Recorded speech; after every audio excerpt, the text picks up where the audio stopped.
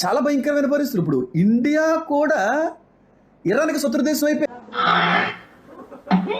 Iran కూడా ఇండియాకి శత్రుదేశం అయిపోయింది అంటున్నాడు.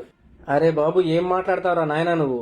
కొంచెం జ్ఞానాన్ని పెంచుకోవా బాబు, పూర్తిగా తెలుసుకుని మాట్లాడు. సాక తెలుసుకుని ఎందుకలా జనాలు భయపడుతున్నావు నువ్వు? ఇరాన్కి ఇండియాకి చాలా మంచి స్నేహపూర్వకమైన సంబంధం ఉంది. అంతెందుకు 20 రోజుల క్రితం కూడా ఇంత యుద్ధం జరుగుతున్నా కూడా ఏ కంట్రీకి పర్మిషన్ ఇవ్వలేదు. ఇండియాకి ఇరాన్కి ఉన్న సంబంధాన్ని బట్టి 2 ఆయిల్ ట్యాంకర్ షిప్స్ ని ఇండియాకి అలౌ చేసింది. పశ్చిమాసియాలో యుద్ధం కారణంగా వాణిజ్య నౌకలపై భీకర దాడులు జరుగుతున్న వేళ భారత దౌత్య నీతి మరోసారి విజయవంతమైంది. ప్రపంచంలోనే అత్యంత కీలకమైన సముద్ర మార్గం హోర్ముజు జలసంధి గుండా భారత చమురు నౌకల రాకపోకలకు ఇరాన్ గ్రీన్ సిగ్నల్ ఇచ్చింది.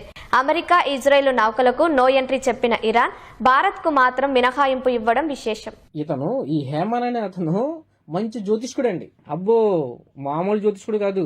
ప్రపంచం యొక్క భవిష్యత్తుని చెప్తాడు ఈ జ్యోతిష్కుడు. ప్రపంచంలో ఏం జరుగుతుంది ఏంటి ముందే చెప్పేస్తాడు. దాని మీద కూడా వీడియో పెడదామండి ముందు.